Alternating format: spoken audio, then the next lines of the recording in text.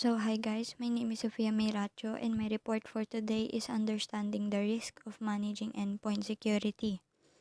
So the first question is, why do we need to understand the risk of endpoint security? So as technology advances every day, many employees go for working remotely or doing business activities on mobile devices or laptops or other off-site devices.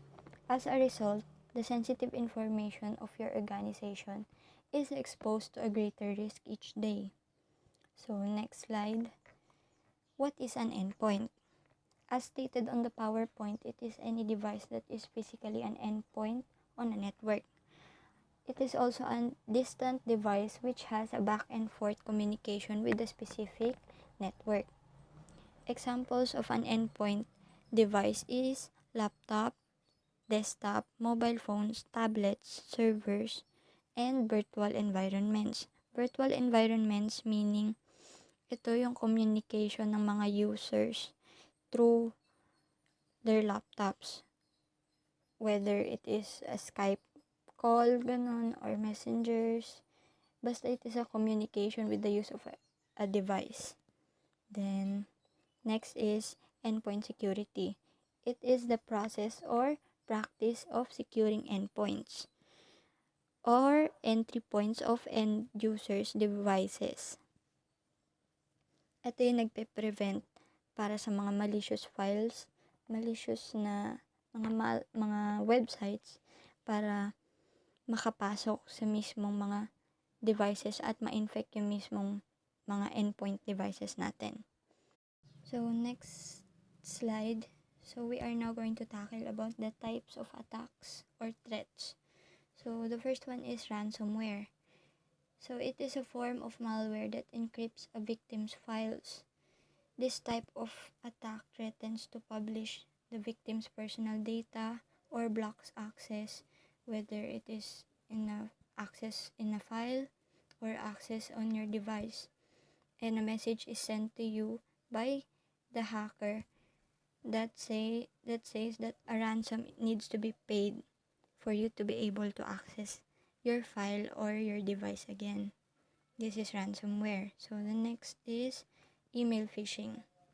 This is the most widely known form of phishing because this type of attack uses an email that looks like a legitimate email coming from a legitimate organization. This type of email asks for the victim's sensitive data, sensitive information like passwords, names, address, and other sensitive information. So in here we can see a example of an email phishing. So the next one is drive-by downloads. This refers to an unintentional download of a virus or malicious software or malware onto your computer or mobile device. This type of attack takes advantage of an application, operating system, or web browser that contains security flaws due to unsuccessful updates or lack of updates. This type of attack doesn't also rely on the user to do anything to actively enable the attack. But I have one example here on how a drive-by download occurs. When there is a malicious email sent to a user, the user clicks on a link of the email. The user is redirected to a malicious website. Then a malware is downloaded to the user's computer without them knowing. So the next one is screen capture or screen grabbing. Screen capture as an attack method takes a screenshot of the compromised system desktop during an attack operation in order to gather information about the user's system. The points of interest for attackers include any sensitive information, including banking information, login credentials stored without security measures, and can even extend to running process. Screen capture may capture a one-time screenshot or may take screenshots at regular intervals. The screen capture attack technique can be an invaluable source of information during an attack campaign, and attackers know it. So the next one is man in the browser. This type of attack occurs when an attacker inserts a special type of Trojan horse into the user's web browser via a browser extension, user script, or browser help object (BHO). A Trojan horse malware is a type of malware that is often disguised as legitimate software. This means that this type of attack impersonates an actual or legitimate website to disguise itself, just to exploit the browser security vulnerability. For example, you are trying to access an Amazon website and you ordered a shirt from there worth $20.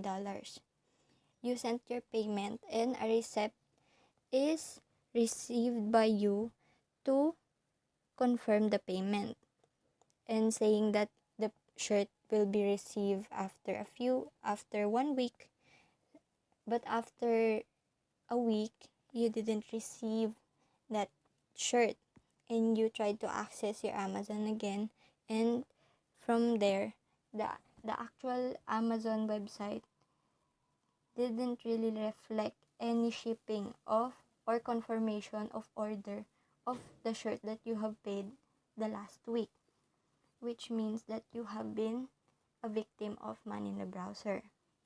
So next is man in the middle. This is a type of attack that is eavesdropping, where attackers interrupt an existing conversation or data transfer. They insert themselves in the middle of the transfer where they pretend to be a legitimate participant. This enables an attacker to intercept information and data from either party while also sending malicious links or other information to both legitimate participants in a way that they might not be detected until it is too late.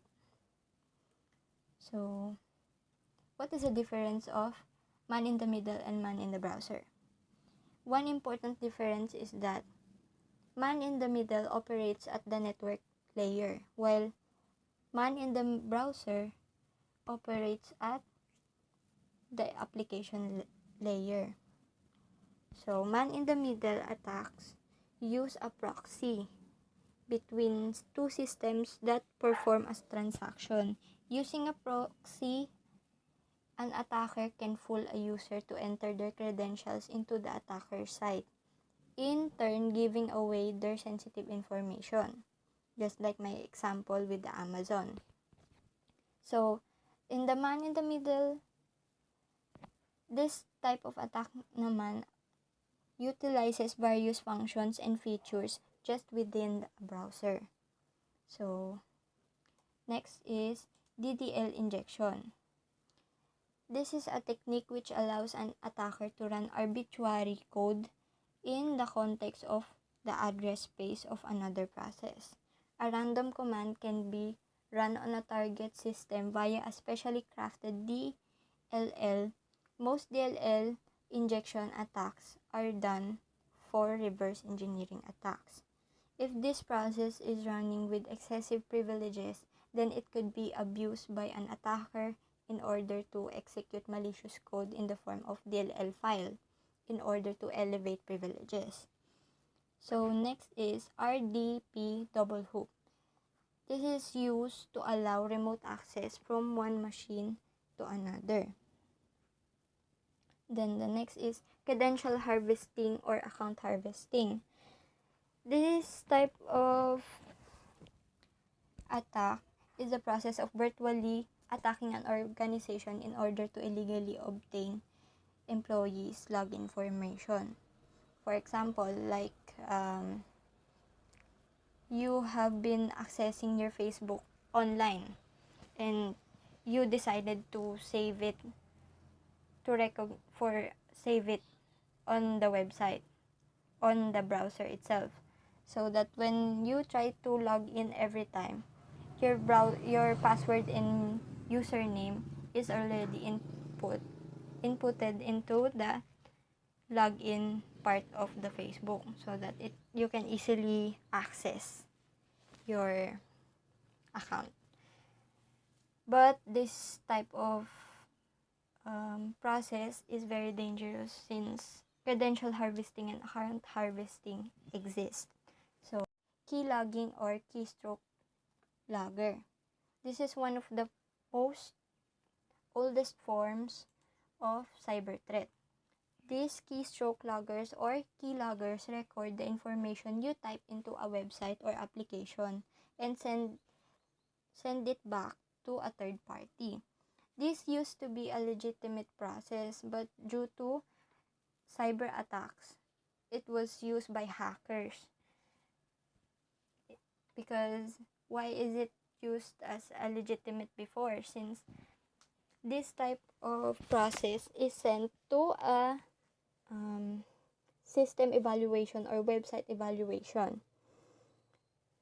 to see if users really had an easy way of accessing this website. So there are two types of keyloggers. API-based keylogger. This is a directly eavesdrop between the signal sent from each key press to the program you're typing into. This is also the most common keylogger. This works by infiltrating the keyboard application programming interface API on a user's machine, which notes what keys are pressed and sends the information to the program as an input. API keyloggers quietly intercept keyboard APIs, logging each keystroke into a system file. So the next one is kernel-based keylogger. This type of keylogger work their way into the system's core for admin level permission. This type of loggers can bypass and get unrestricted access to everything entered in your system. They do the same job as API keyloggers, but are much more harder to detect and remove. And by that meaning, these are harder to detect and remove, and they are also hard to create, which means that this type of keylogger is rarely created. And that is all. Hi, good afternoon everyone. My name is Michelle Flores and I'll be the one who discusses the prevalent protection against endpoint keylogging. The most prevalent protection against endpoint keylogging currently are solutions such as antivirus or AV and endpoint detection and response or EDR. Integral to both these technologies is malware detection. To continue the report of Sophia, let me first discuss the difference between endpoint protection platforms and traditional antivirus. So in terms of security, antivirus programs are designed to safeguard a single endpoint. Nag-offer siya ng security kung saan lamang naka-install yung antivirus. Endpoint security naman looks at the network as a whole and can offer visibility of all connected endpoints. That's why company requires endpoint security kasi sakop na nito lahat or almost all of the company devices. Medyo may conflict lang if yung specific company is using BYOD or bring your own device and then they're going to use that to access company data. That can be a cause of data loss, especially kung wala ring naka-install na antivirus sa device. Next is administration. So usually, manual update talaga yung mga antivirus solution or pwede rin yung scheduled time, but si user pa rin yung gagawa nun. Then sa EPP naman, isawak na nung IT or cybersecurity team, so no need to update. Kapag outdated kasi yung specific endpoint, ayun yung mas madaling mahack. Last is yung protection.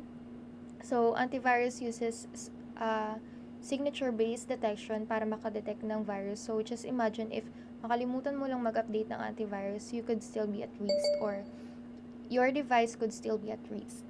And then endpoint protection with the use of technologies such as behavioral analysis, previously unidentified threats can be uncovered based suspicious behavior. So, going back to the keylogging attacks, here are the 5 methods to prevent keylogging attacks. Method 1, use a two-step verification. This is a primary step and I think we all know it. Ito yung nagre-require ng PIN na marireceive mo through text or sometimes email para ma-verify kung ikaw ba talaga yung mag-access. So, kahit may makaalam ng username or password mo, hindi pa rin sila makaka-access. And also, you'll be notified. Method 2, installs software updates. This is another effective method to prevent keylogging attacks. It prevents exploit kits from injecting keyloggers. You just have to install the latest updates for your browsers. Third method is use key encryption software. Kung gusto mo nang ma-secure, gamit lang ng key encryption. You know, hackers nowadays, araw-araw silang gumagawa ng ways para makakuha ng importanteng data. So, if malaman man ni hacker yung email at password mo, hindi pa rin siya makaka-access dito. Kasi tinatakpan ng key encryption yung real password mo. So, kung may makakuha man ito, it will be nonsense at all. Fourth method is avoid downloading cracked software. Sobrang pro natin mga students sa ganito.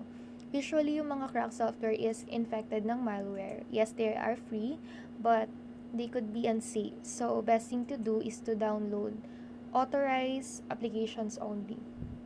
Then lastly, method 5 is install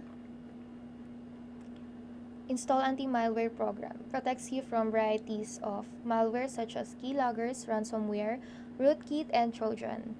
Nag-i-scan mo na siya ng files or anything na papasok sa desktop mo, and it also detects and can prevent fake software.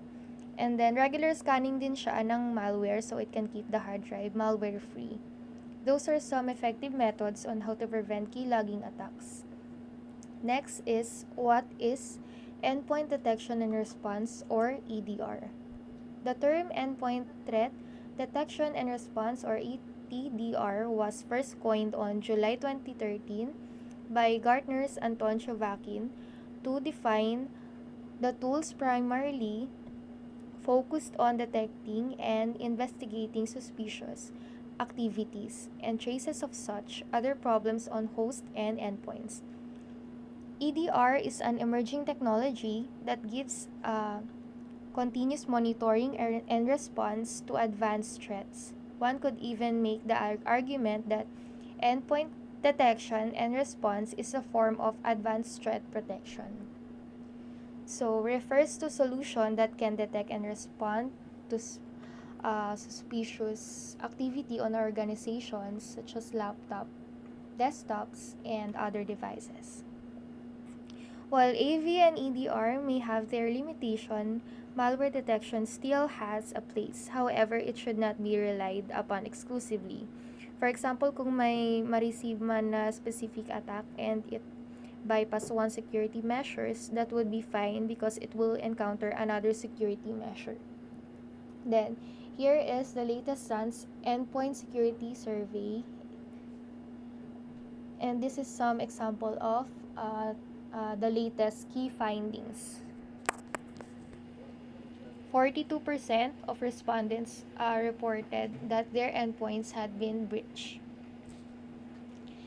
And then, successful threat vectors. The top threat vectors for exploited endpoints take advantage of the helpless user. So 63% web drive-by, 53% social engineer or phishing, then 50% of ransomware. Then lastly is the 40% of attacks are detected by an antivirus, and then 32% of compromises were detected by automated CM alerts. And that's all. Good afternoon, ma'am. Good afternoon, guys. I'm Sabel Guerrera and I'm going to report about containerization. What is containerization?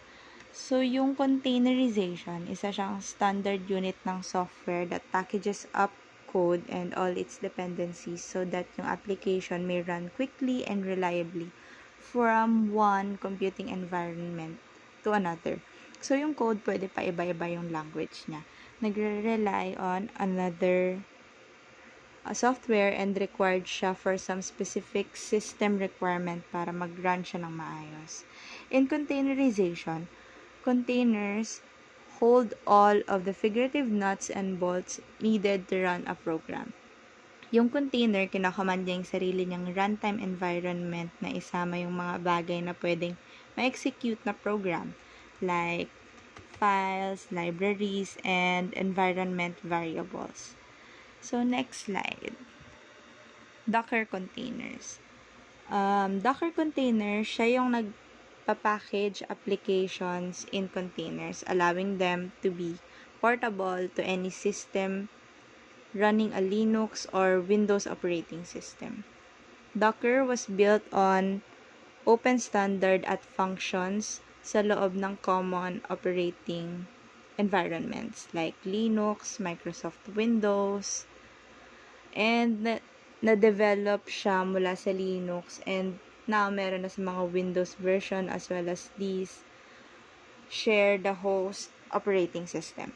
And gumagamit siya ng Docker image para i-deploy yung mga containerized application in multiple environments, from development to test and production. At ine-encapsulate niya lahat ng application na kailangan niya patakbuhin. Docker containers are everywhere kasi popular siya, and it is popular because it has revolutionized the software industry and enables more efficient use of system resources. So next slide, the difference of counters and virtual machines. So containers and virtual machines, pareha silang may resource isolation and allocation benefits, but function differently because containers virtualize the operating system instead of hardware. Containers are more portable and efficient. So, containers are inaalis sa app layer that packages code and dependencies together. Multiple containers can run sa parehas na machine and share the OS kernel sa ibang mga containers, each running as isolated processes in user space. Virtual machines. Virtual machines are an separation of physical hardware, turning one server sa mas marami pang server. The hypervisor allows multiple virtual machines to run on a single machine. Hypervisor. Hypervisor or virtual machine monitor is the software or firmware layer na pinapayagan magkaroon ng multiple operating system to run side by side. Lahat may access to the same physical server resources. Each virtual machine may full copy ng operating system, the application, the necessary binaries, and libraries. Virtual machines can also be mabagal mag-boot, are also great for supporting applications that require an operating system full functionality pag gusto mo mag-deploy ng multiple applications on a server. Sa containerization, pwedeng mag-deploy ng maraming application using the same operating system on a single virtual machine or server. Virtualization enables you to run multiple operating systems on the hardware of a single physical server. So, next slide.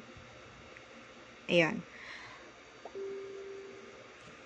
Containerization has become a major trend in software development as an alternative or companion to virtualization, and allows developers to create and deploy application faster and more securely. So, inaalaw ng mga developers na gumawa at mag-deploy ng mas mabilis na application at mas secure, and also containerization solves any number of problems for software environment and deployment. Thank you po.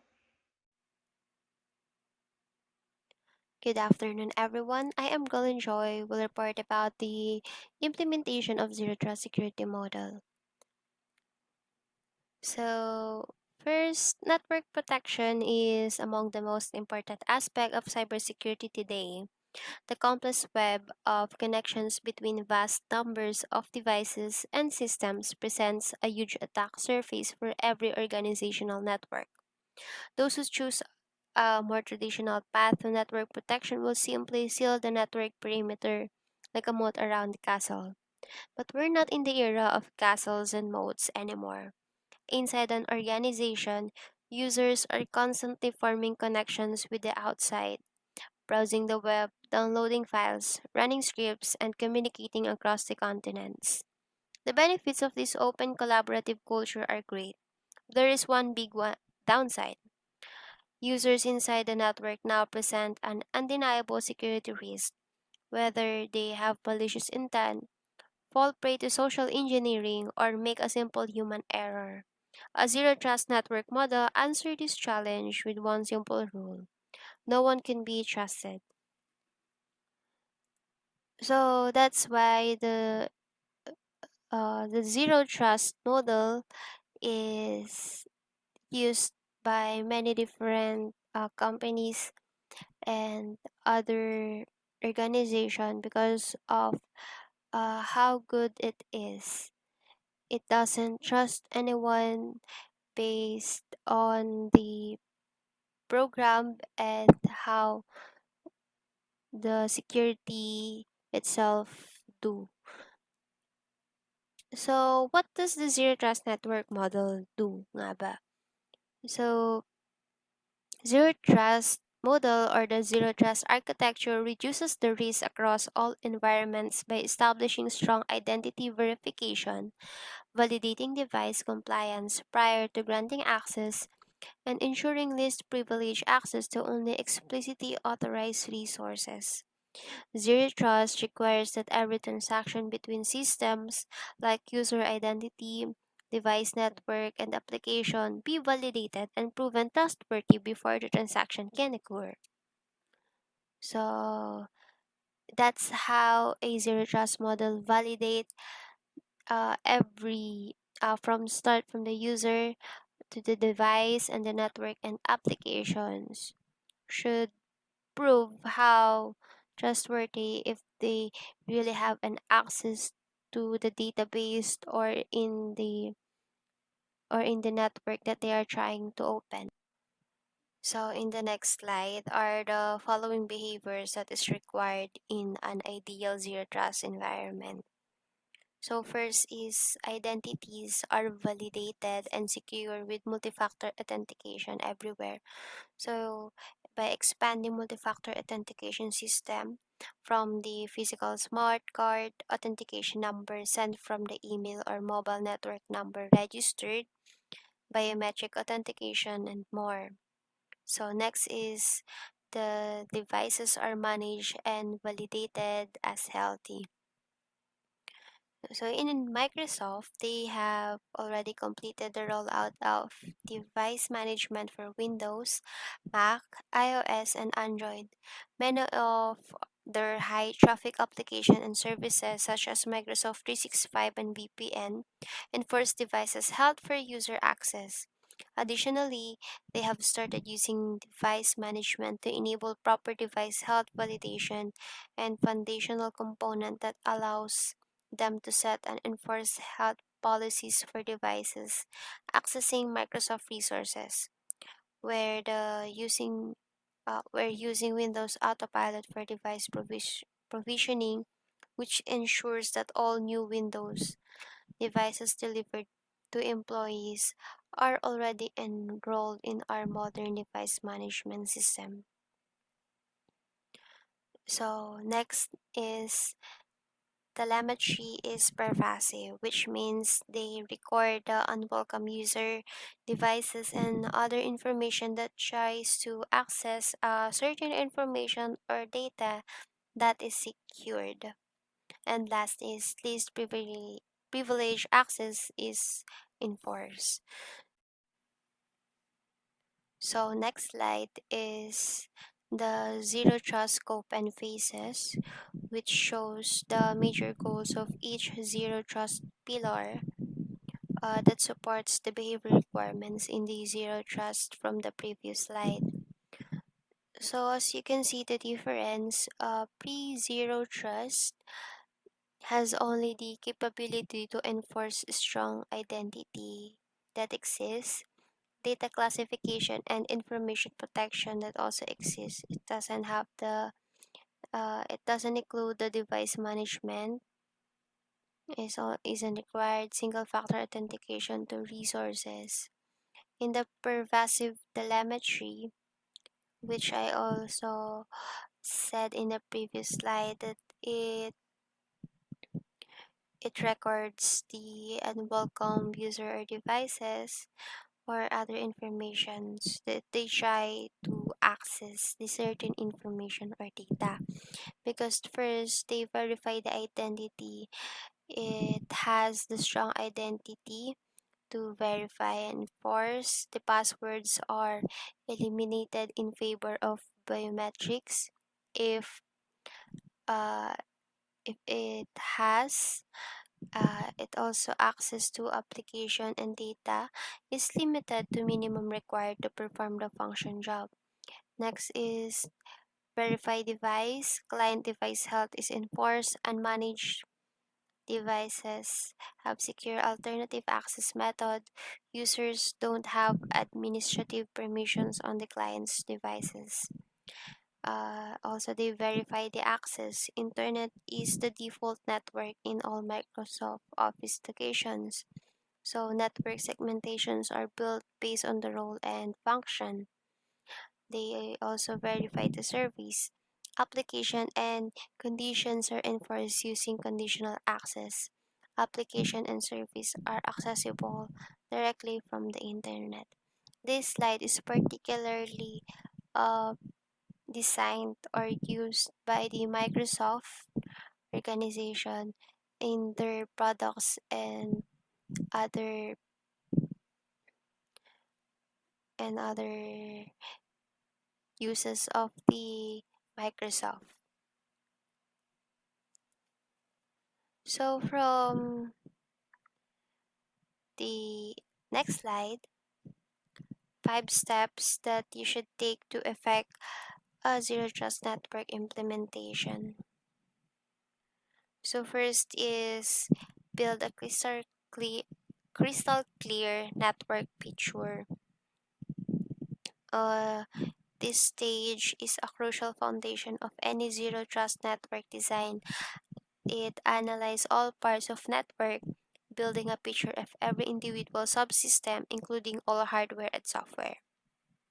So next is identify valuable data and map data flows. So once you've analyzed your system, work out the key location in the system where valuable and sensitive data and resources are kept and which users require access to which data. Using this information, create a map of data flows through the system.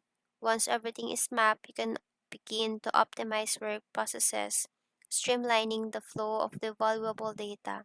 The resulting zero trust network diagram will be used in the next stage, which is microsegmentation. Microsegment the network that based on the data flow you have, just analyze and map, create your zero trust network architecture by splitting the network into a small microsegments. Define protocols and authentication system to ensure that network users are only allowed access to the exact microsegments and resources they need. All other parts of the network must be off limits. Whenever a user needs an access to a particular microsegment, they must be identified, authenticated, and only give access until their task is complete. So number fourth is implement zero trust network security controls where every microsegment has its own micro perimeter and every micro perimeter must be secured using zero trust network solutions, both hardware and software. This can or should include traditional solutions like firewalls, web gateways, and antivirus software. For zero trust protection from web based threats, remote browser isolation like our RPI is arguably the most effective zero trust network solution available. Thus, regardless of whether it is benign or malicious, no web code is trusted. In keeping with zero trust network principles, an interactive content stream is delivered to user in real time, ensuring a seamless browsing experience for maximum productivity and minimum disruption to workflows. So number 5 is monitoring the network and make continuous improvements. So the dynamic ever-changing nature of network and threats make monitor and continuous improvement is essential. Security tools should be constantly analyzed in the system in order to detect possible threats and highlights area of the network that are not uh, adequately protected. Continuous improvement should be made based on these analytics, such as installing new type of zero trust network software and tightening up security controls around the microsegments. So from next slide is the zero trust architecture of the Microsoft service or the services of the Microsoft. They use a zero trust architecture or zero, or they implement by, and this is how they implement the zero trust architecture. So first, as you can see here, user requests access to Microsoft resources um, from any device, phone, laptops, tablets, personal computers. And then zero trust architecture will check or determine if the device will meet all conditions, will show the location, if the device can be located, what user or application is used, and what risk this may get, and exceptions of the Microsoft. And then the actions, it will allow or block the access. If they will allow, they will give the permission to access the Microsoft resources and other datas, and they will block the access if the device did not meet all the conditions. It will go back to continuous validation and will inform maybe the unprivileged network that they are blocked and not allowed to access the Microsoft resources of the Microsoft services. Oh, so this is how the zero trust architecture flow or use in the Microsoft service. Okay, thank you. I wish that you have understand the implementation or implementing the zero trust. So, good afternoon, ma'am, classmates. Ako po si John Michael Feliciano. So, para sa topic na SDP. So, ano nga ba ang SDP? The SDP or Software Defined Perimeter is a security framework that controls access to resources based on identity. By establishing a perimeter via software versus hardware, an SDP hides an organization's infrastructure, regardless of where it is located, from outsiders while enabling authorized users to access it.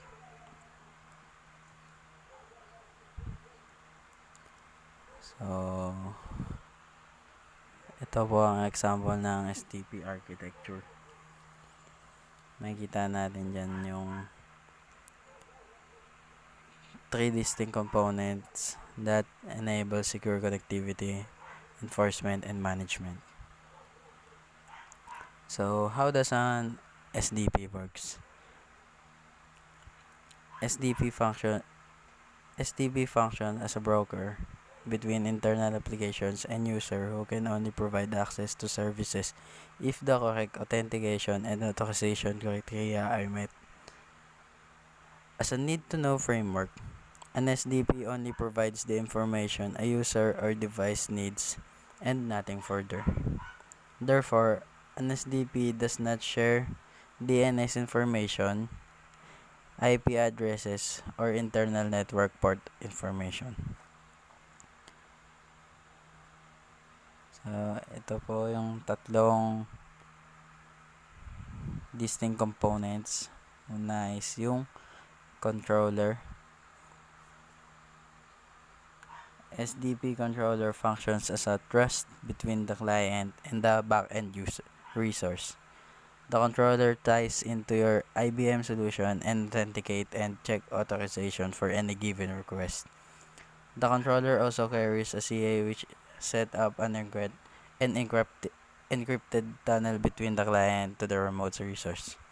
The key thing, the key thing here is ang kaya lang i-provide ng controller ay yung specific resource na hinihingi ng client. Next is the SDP client. SDP client is usually software installed on the endpoint which handles a wide range of functions, including device verification and tunnel setup to the SDP gateway. So, sila SDP client nagre-request sa controller ng file na kailangan nila. Next naman is ang SDP gateway. SDP gateway. This grants access to the previously private and unknown resource. This is also the termination for the TLS connection between the client. Yun nga, yung client to controller. Once gateway confirms with the controller that the client can access the given resource, the connection to the application is now allowed. Yun lang po.